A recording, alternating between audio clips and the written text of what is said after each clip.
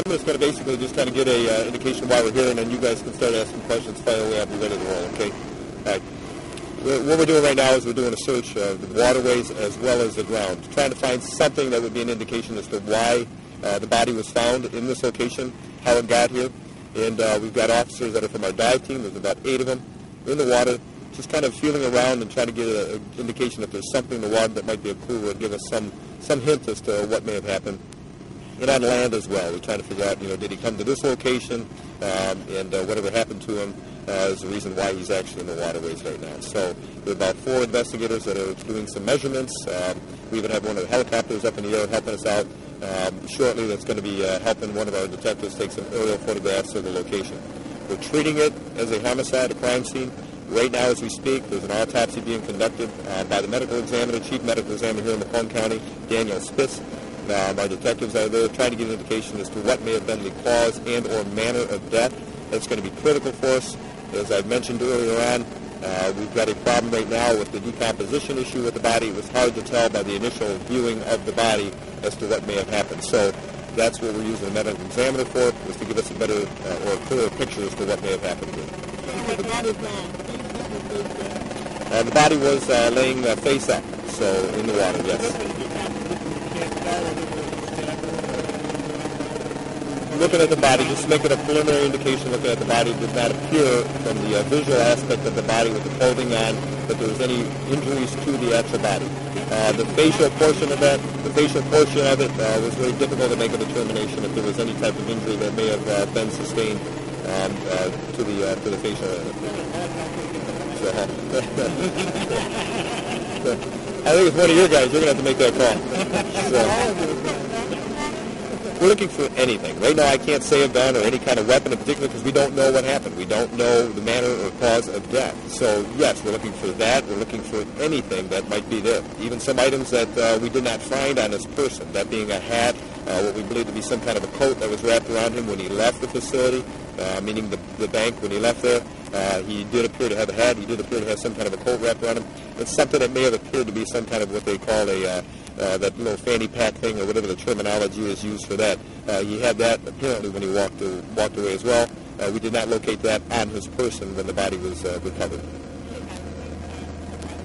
Nothing in the water. It's a very difficult task for them, and the reason for it is a very murky bottom. And so when they step in it, it's only about 2-3 feet of water, maybe in some locations, but the reality is probably maybe a foot and a half, 2 feet of it is actually murkiness, where they're stepping in and it just kind of they submerge in. So very difficult for them to see. They are going to be going underwater, trying to see what they can see underwater as well, but they're basically trying to feel themselves around and see if they can't feel something or notice something. Do you think the body floated here? Very difficult to say. When you say from the experience, if the body's out in the water, the open water, usually it'll travel towards the Detroit River area. Where this could have came from, there's many possibilities here. Whether it came from the spillway, the Clinton River, was it out in the lake? There's some issues talking about current weather. It's a very difficult thing to make a determination. Did he actually enter the water in this little cove area here, or could he have entered the water from some other location? The possibilities all exist, but most of the speculation is that something may have happened or occurred right here in this location as to why the body's here. Is it possible he could have been in the river outside the bank? It is possible. It is possible. I say that. Yes, the river flows out here to Lake St. Clair, and again, we have a spillway. The spillway is more the direct access from that lake, or from the river into the lake itself. There is supposed to be a dam there. The dam is not functional, so the water would push somebody out into the lake itself if they were floating. That is a possibility, yes. What is the spillway? There were no apparent obvious signs of trauma that we were able to make a determination on. Beyond that, the decomposition issue caused some concerns to make a determination when it comes to the head and neck region. We really couldn't tell. We couldn't get a good perspective on that. Thus, we're using Mr. Spitz, Daniel Spitz, to kind of help us take a look at it and give us some better direction during the actual autopsy, which is being conducted right now. What's the location of the river and the spillway at this point? The spillway itself is just south of this location. You can see the buildings over there. The actual spillway itself enters into the lake from that location.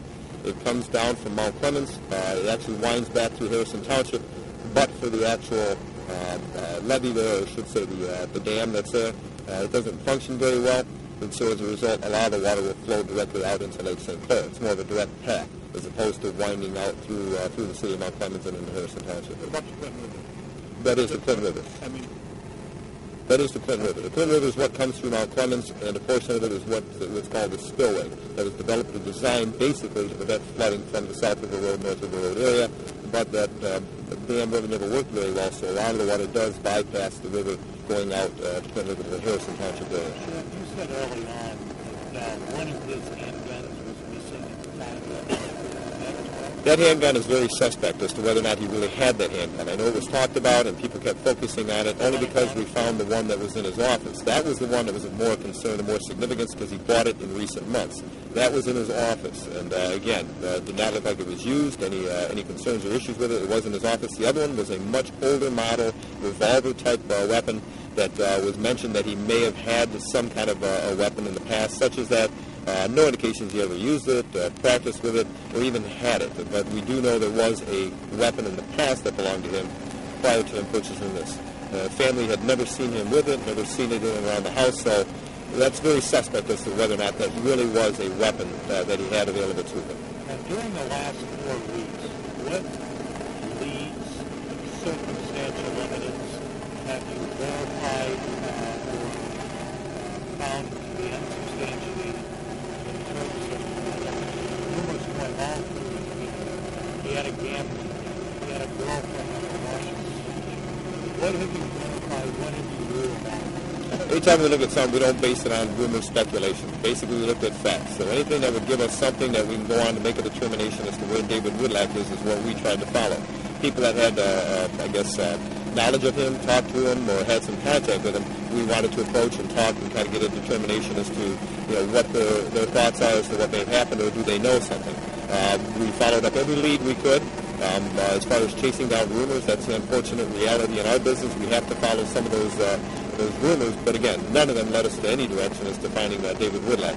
What did lead us to this was somebody listening to the media and understanding that we're looking for somebody, finding a body out on the lake and saying, hey, there is something in the water. I know this is something you want brought to your attention, and they did. So rumor, speculation, none of that has actually surfaced to be of any value to us whatsoever, nor do I know of any of it to be of any substance, to be quite honest with you. Is it a possibility, Sheriff, that you could have walked 4 or 5 miles? It's very possible. It's very possible. We just tracked it, checked it on our mileage reader here in the car on the way here. It's approximately 4 miles from where his office is at to this particular location. Dave is he's a very physically fit individual. He likes to work out. I know that for a fact, because I've worked out with him. He is a individual that could very easily just went for a walk and walked to this location. It is a very, very possible reality that could have happened. Yes, yeah, you can walk in here. And again, people want to walk in here. It's not open for people to bring their actual vans in here, cars in here, boats in here. There's a time where it does close, but people can still walk in here and walk around. It's pretty dark. It's still a question as to what happened in that office itself. And as I mentioned, there was some some things that were out of place and looked like they may have been tossed about. Not as if there was a physical confrontation, although it was questionable at first. It could have been just frustration type issues. We really don't know. But things were definitely out of place, and that's what was brought to our attention immediately by the individual that first recognized that his vehicle was there, one of the maintenance workers, and then when he walked into his office to say good morning, recognized that is very unlikely or very unusual that he would have his office in that condition. And that's what brought this to our immediate attention. Was the relationship with the bank severed after his disappearance, or some conclusion was it wasn't? I don't know about his relationship with the bank. Again, that's up to them. My thing is just dealing with the facts of the case. Whatever his relationship was, or whether there's truth or reality to that, I don't know. You'd have to speak to the bank official. We went down there last night. Myself and a couple of detectives, and as we spoke to Ann and Dave's brother Paul, you could tell they were very distraught, they were very upset, but then yet there was some kind of relief in knowing that at least there's peace of mind in knowing where he's at. It's kind of a strange thing, I guess, unless you've gone through it yourself, having to deal with this for almost 4 weeks. And after this 4 weeks yesterday from the date that he was last seen, and that was from the video cameras from the bank itself. And then 4 weeks today, since we brought it to the public's attention that we have a missing person, that being Dave Widlak. So 4 weeks of a family just not knowing exactly where Dave's at was very difficult for them to deal with. And so yesterday was kind of a mixed emotions, late last night, early this morning, and talking and dealing with the family. But they're pretty much thankful he's at peace right now. Now the question is what happened to him, and we're trying to resolve that for them.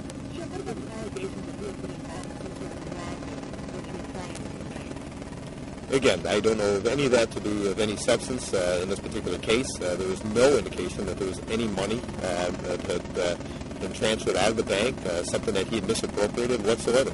And we have talked to the bank, trying to get an indication as to where he may have gotten money if he decided to leave at his own volition, if he took off and went somewhere.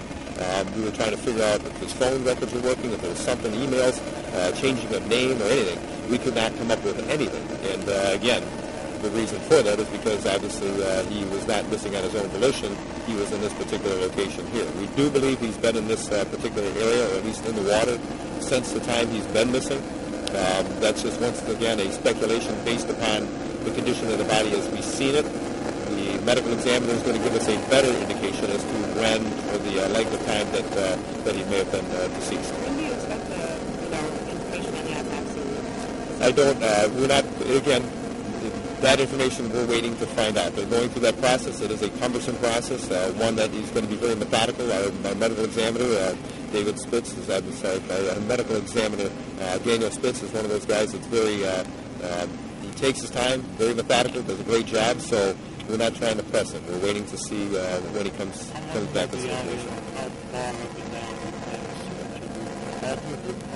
We're going to let the investigators that are out here actually trying to process the scene and get some of the measurements taken care of. They're going to be walking the actual banks themselves, trying to see if they can find something that might be of evidence or clue to whether or not this was something that was brought on by himself or somebody else may have harmed him. We'll be out here as long as it takes for them to feel comfortable that they've canvassed the area pretty significantly. You know, David, this is a personal question, though you answered that. Did he ever talk to you and suggest to you that he may be having some sort of problem with the bank or his personal life? No, David is definitely somebody that was known to myself and many other people, and even his family. And when we first started this investigation as to where's David Widlak, even the family members, nobody would have ever thought he would have tried to bring harm to himself or that anybody was trying to harm him. There's always speculation based upon the difficulties of the bank or people not being happy with him or whatever might be out there that might lead you to think, okay, he harmed himself, somebody harmed him. But there was absolutely nothing of any substance that would give us an indication that somebody wanted to harm him or that he really would try to carry out this, this threat to himself, actually try to harm himself. So we're still stuck in that quandary. We're trying to figure out exactly what was the cause of death and manner of death, as well as who did it, whether it was self-inflicted and or somebody else did that harm to him. So, but nothing from anyone would give us any indication that one or the other would be the actual theory of choice at this point in time. What type of evidence could you be possibly looking for? There is, as I mentioned before, a couple of things that are still missing, that being his hat, that being some kind of a coat that he had wrapped around him, what they call a terminology fanny pack that he may have had with him too, where that was located. If it was on land, it would give us better perspective or indication maybe that he was in this area prior to entering the water. So a weapon, if we happen to come across it prior to us getting information from the actual medical examiner that the cause of death was through some kind of a weapon, we're looking for that as a possibility. Any idea what the results of that dispense? I do not know. As I mentioned earlier, we try not to push that. We just want him to do a thorough, investigation through his office, and it's going to be a cumbersome process because part of that is also making a 100% positive identification on the body, and some of that's going to have to be done through the dental records. But the ID was his, correct? It was found on the body? That's correct. The identification he had on him was his. Many of the items, his clothing, personal items such as a ring, his watch, it was without question that of David Widlak's. And money was We don't know how much he had, but there was money on his person.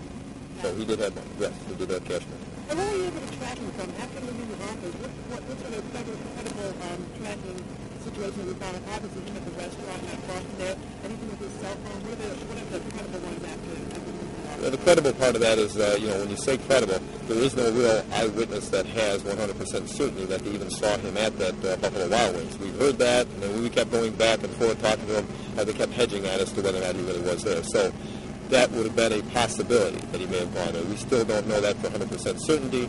The other part of it is the phone, the pinging off various towers. But again, that's still somewhat suspect as far as the pinging possibilities, because the last pinging we had, from what we understand of the utilization of this phone to some capacity, was down at one of the towers near Blossom Heath, which is in St. Clair Shores, down by Jefferson and 9.5 Mile. The question is, wouldn't it have pinged off of a tower closer to here if he had his phone on his person and he's here at this location? Yeah, you would think so, but when it comes to the lake itself, sometimes it'll ping even across the waterways here to towers in Canada. So, that question as to how do we really track him and how long it took him to get here is very suspect. I don't really have a exact way of saying, this is how he got from point A to point B and the time it took. I don't have an answer. It was just before midnight. So just before midnight. That Sunday evening when he was first reported missing on the 19th. Yeah, still lending your assistance to the case? What I said was federal agencies are assisting us, and sometimes they would rather just provide that assistance without really being recognized, but we're very thankful for some of the support they've been giving us throughout this process, and again, we're just going to leave it at that for their own request. That is correct, yes. I believe his vehicle keys were on his person as well. The keys to his vehicle that was left at that location by the bank. Yes. There's a completely credible eyewitness account after he leaves the bank. So that the bank employee who's with him at the bank is the last person to know she Well, the last that we have is basically the actual cameras from the bank itself watching him walk out. I mean, that was around 8 o'clock in the evening. So the last person possibly would have been the employee that he was with at the time. No, Saturday or Sunday? Sunday. Did we specify who that employee was? No. And it was a bank employee that was with him? Yes. And how many hours after that did he assume not at the bank? After After the employee saw him inside the bank? several hours. Yeah. The exact time after that. What was your relationship with the bank? You said you worked out with him? Just I want to say a personal acquaintance. We knew each other from obviously a lot of the business activities in and around the Mount Clemens area, social gatherings, and I've known him from Lifetime Fitness, where we worked out every Monday, Wednesday, and Friday mornings. And there's a group of people that are there all the time. You get to know each other, and we just kind of chat. So very personable guy, very well liked, and many people knew him. I mean, he's a very recognizable person in and around the Mount Clemens area. Thank you. All right. Thank you. Thank you.